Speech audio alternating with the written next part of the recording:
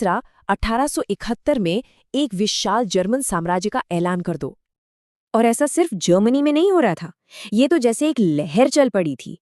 1832 में ग्रीस आज़ाद हुआ, 1861 में इटली एक देश बना, फिर 1871 में जर्मनी।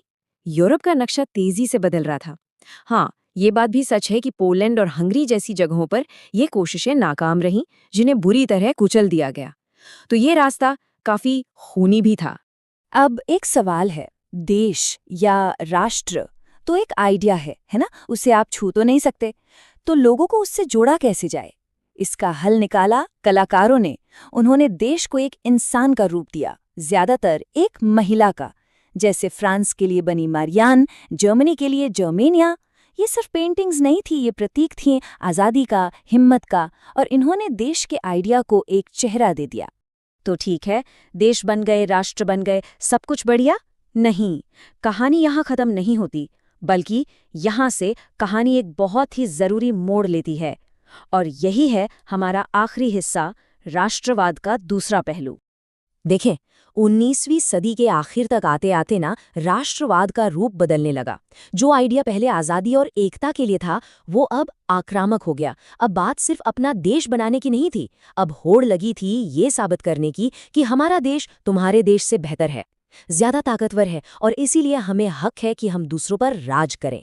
यहीं से साम्राज्यवाद की शुरुआत होती है। और इस नए आक्रामक राष्ट्रवाद का ग्राउंड जीरो बना बाल्कन का इलाका। यहाँ अलग अलग नस्ल और धर्म के लोग रहते थे। ऑटोमन साम्राज्य कमजोर हो रहा था, तो सब अपनी अपनी आज़ादी चाहते थे।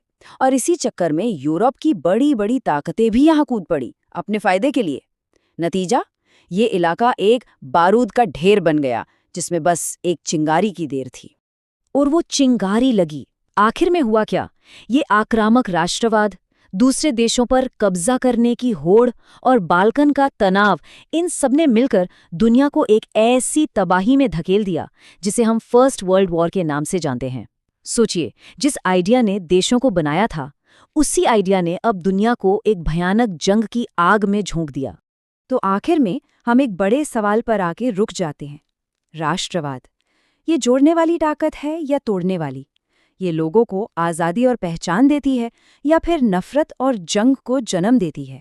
शायद इसका कोई एक जवाब है ही नहीं। जवाब इस बात पर निर्भर करता है कि हम सब एक राष्ट्र होने का मतलब क्या निकालते हैं।